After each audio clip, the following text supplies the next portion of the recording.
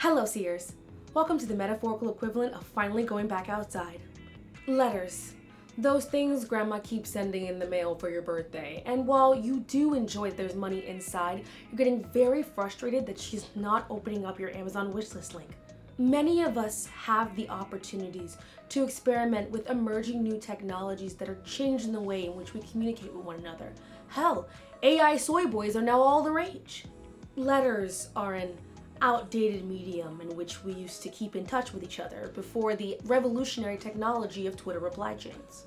20, 30 years ago, high-speed video content was novel, unheard of. Now we are desensitized to it. We're so used to having our content our way, convenient, and a little sus. However, there is a significant portion of the population that does not have the right nor the ability to communicate on levels that many of us have the privilege to. Inmates. Today, on Mind's Eye, we're going to be tackling the mail services and broader communication sphere that exists within correctional facilities. Keep your eyes open.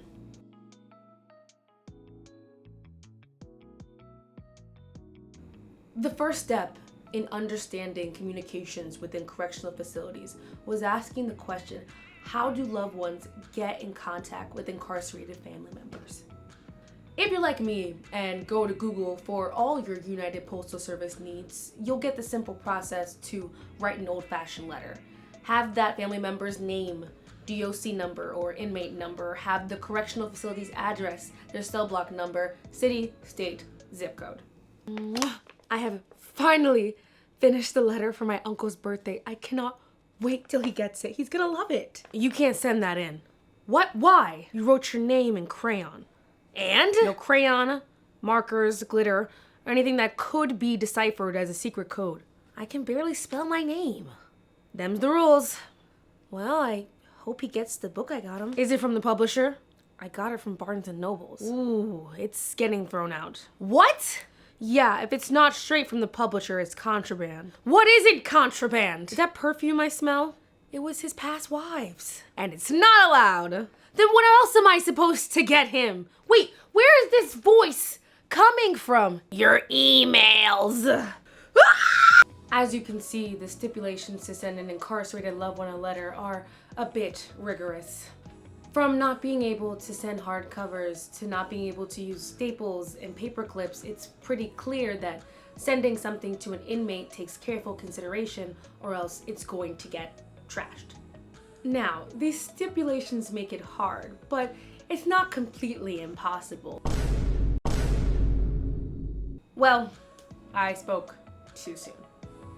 You see, the way that the mail services of correctional facilities is changing is shifting from paper to digital in order to streamline the process. Scanning mail rather than sorting, collecting, and giving them individually to inmates. Many correctional facilities are partnering with private corporations like Securus, Smart Communications, Text Behind to bundle digital mail with other services like video calling, instant messaging, electronic kids drawings, Bluey birthday cards, the works. The rationale behind the decision is that doing it this way will stop less contraband from coming in and will keep guards safe. The big issue is that these safety concerns are unfounded.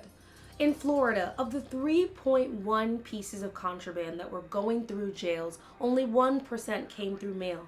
And more often than not, they came in through security guards, not inmates. A class action lawsuit being filed in Massachusetts is claiming that the state's method of testing drugs in mail is almost 80% wrong. You needed that to pass your comm class. Protecting.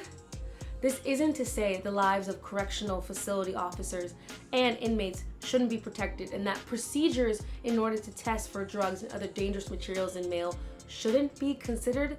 However, the reality is these claims are as substantiated as the idea that fentanyl gets you high when you touch it. Oh my God, he on X Games mode. There is more evidence that digitally scanning mail is harmful than it is helpful. For example, the process of digitally scanning mail involves uploading the information onto a cloud service that can be accessible through kiosk. However, the reality is it's never as easy as it seems. Kiosks break, letters are scanned incorrectly, pictures go through and become dark and grainy, and the loved one that was once easy to see on paper is now impossible to make out through the computer. For another thing, it is incredibly expensive for an inmate to access their mail, or any communications for that matter. Using the kiosks come with a rate. Being able to print the letter that's come to you costs 10 cents, and if you want it in color, you can get it for $1. Inmates make pennies a day. But of course, if I had to choose between my debts and that weird picture my kid's sister's son made after watching YouTube Kids, I know exactly what I'm picking. Another issue that seems to get skirt over when thinking about the privatization of mail services within correctional facilities is privacy. It's one thing for loved ones' deep personal thoughts to be seen by a government official versus a private company. If Facebook, TikTok, Snapchat, Twitter, any social media platform has taught us something, people do not want to be spied on, digital or otherwise. The increased presence of private companies in mail services and communications across correctional facilities have chilled audiences. Less and less family and friends want to send items to their loved ones in prison at the expense of compromising their identity and privacy. Finally, there's a huge mental health effect to all of this. In an article from the Brennan Center for Justice, Tammy Eldridge and Kevin Hammerschmidt, both previous inmates, now alums of the prison education program, talk about their experience with equity in mail services and communications. For Hammerschmidt, his biggest concern was the financial cost of being able to communicate as an inmate. Kevin goes into not only how financially costly it is for an inmate to communicate with the outside, but also how mail services are so vital for inmates getting jobs, applying for programs. If anything is late or doesn't arrive on time, then that's an opportunity out the window.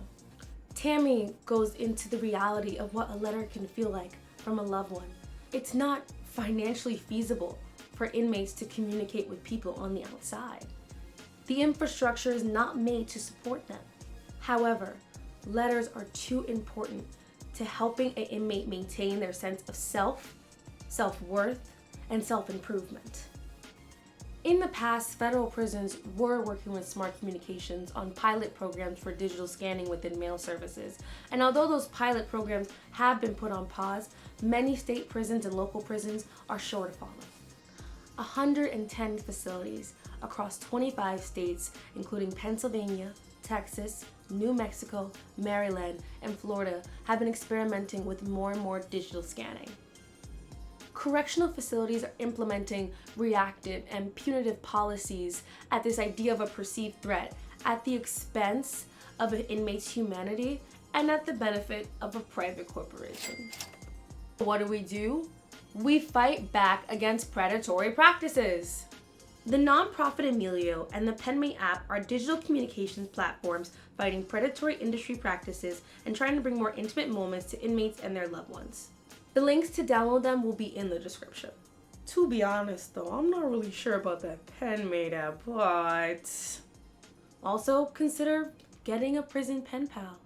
It can be dehumanizing to be incarcerated, but it can also be dehumanizing to live and breathe and work on a daily basis on the outside.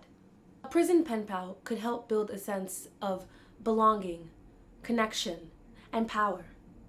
Plus, the last time Grammarly checked your writing and left a puke emoji. What the fuck? Thank you, Seers.